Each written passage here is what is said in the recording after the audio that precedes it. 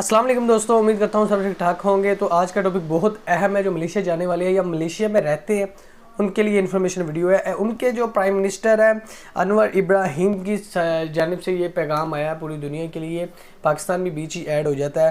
انہوں نے ایک بہت اچھا بیان دیا ہے، یعنی کہ جہاں پہ وہاں پہ جو ملیشین میڈیا کے مطابق MIF کا کہنا ہے کہ ایجنٹوں کا استعمال نہ کرنے سے کارکنوں کی بھرتی کے اخراجات میں 80% کمی ہوگی۔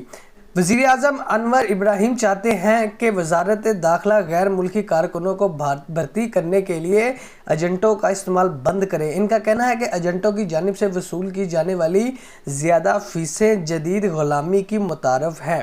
اب اس کو بات کو میں اینڈ پہ آپ کو سمجھاتا ہوں، پہلے سارا سن لیں۔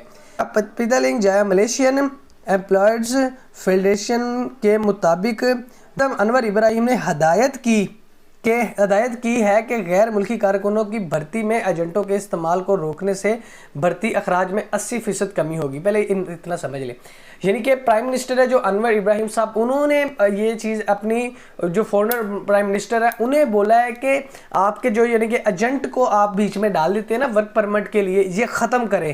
اس سے جو عام مزدور ہے اس کو 80% تک پیسے ادا نہیں کرنے پڑیں گے۔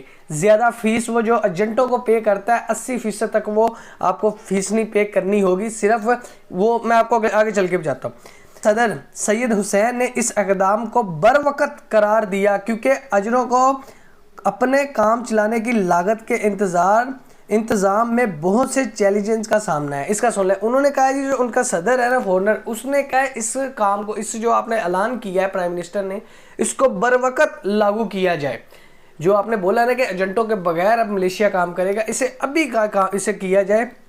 انہوں نے ایک بیان میں کہا ایجنٹوں کی خدمات کا استعمال بند کرنے سے ہر غیر ملکی کارکن کو مخاط ممالک سے لانے کی لاگت میں تقریباً 80% بچت ہوگی۔ انہوں نے بھی یہی بیان دیا ہے کہ یار جو غیر ممالک کے آدمی ہیں جو ملیشیا میں آگے کام کرنا چاہتے ہیں ان کو 80% تک رعایت مل سکتی ہے اگر ہم ایجنٹوں کو بیچ سے نکال دیں۔ یعنی کہ ایک فرض کر لیں پاکستان میں بھی ہے، یعنی کہ ان کا جو ویزا ہے انہوں نے آپ کو کرنا ہے جی پاکستان میں بھیجنا ہے، وہ یہ نہیں کریں گے کہ اس ویزے کو آپ کے ایجنٹوں کے ہاتھ میں دے دیں گے، وہ کہہ رہے ہیں کہ ہم خود بندے کو بلائیں گے اور اس بندے کا کریں گے جو بھی خرچہ وغیرہ آئے گا۔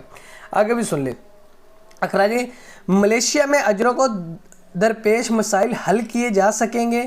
سید حسین نے کہا کہ ایجنٹوں کے ملوث ہونے کی وجہ سے غیر ملکی کارکنوں کے پاس قرض لینے یا ویزا کی فیس ادا کرنے کے لیے اپنی جائیدادوں کو گروی رکھنے کے علاوہ چارہ نہیں بچتا۔ اس طرح وہ قرضوں کی غلامی میں پھنستے رہتے ہیں۔ یار یہ بہت اچھا ویل اینڈ ڈن یہ ان کا صاحب بیان۔ انہوں نے کہا جی کہ جو ایجنٹ جب ملوث ہو جاتے ہیں ایک ورک پرمٹ میں، تو جو غیر ملکی بندہ ان کے ملیشین، پاکستانی، انڈین، بنگالی کوئی بھی ہے، وہ جب ملیشیا آتا ہے تو اس کی جو جائیداد ہے یا اس کے پاس کوئی بھی اس کی مین چیز ہے گروی، وہ رکھا کے اپنا اس طرح وہ پھنسنے سے جو اس پہ اوپر قرضے آ جاتے ہیں، اس قرضوں کے بوجھ کو ہم ختم کر دیتے ہیں اس طرح پالیسی بنا کے۔ یہ بہت اچھا قدم ہے جو ملیشیا میں جانے تھے۔ اس میں یہ ہو جائے گا کہ آپ کو جو ملیشیا کا ورک پرمٹ ہوگا نا وہ آپ کو حکومت سے لینا پڑے گا۔ اکثر آپ اوقات دیکھتے ہیں کہ جو کورین سسٹم ہے، یعنی کہ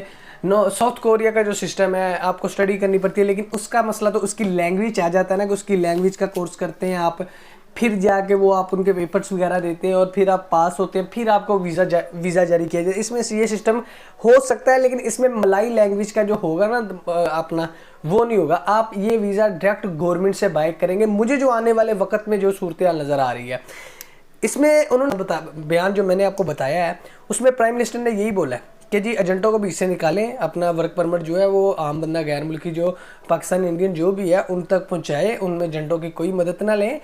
وہ بندہ 80% اپنے پیسے سیو کر کے ہمارے ملک میں آ سکتا ہے اور اپنا روزگار بنا سکتا ہے۔ اگر وہ اس طرح قرضے لیتا ہے یا اپنی پراپرٹی اپنی گروی رکھ کے ہمارے پاس آتا ہے، اس طرح تو وہ مزید غلامی میں پھنس جائے گا۔ یہ ان کا اقدام ہے، بہت اچھی سوچ ہے، ویل اینڈ ڈن سوچ ہے، بہت پسند آیا مجھے ان کا بیان۔ جن کو پسند آیا بیان وہ کمنٹ میں بتا سکتے ہیں، اور اس میں ایک میں پوری ویڈیو بناؤں گا کہ آپ ملیشیا کیسے جا سکتے ہیں اور کس طرح نوکری بائی کر سکتے ہیں۔ تو چینل کو سبسکرائب کر لیں تاکہ اسی طرح کی ویڈیو کا نوٹیفیکیشن سب سے پہلے آپ تک پہنچ سکے۔ اپنا بہت سا خیال رکھیے گا۔ اللہ حافظ۔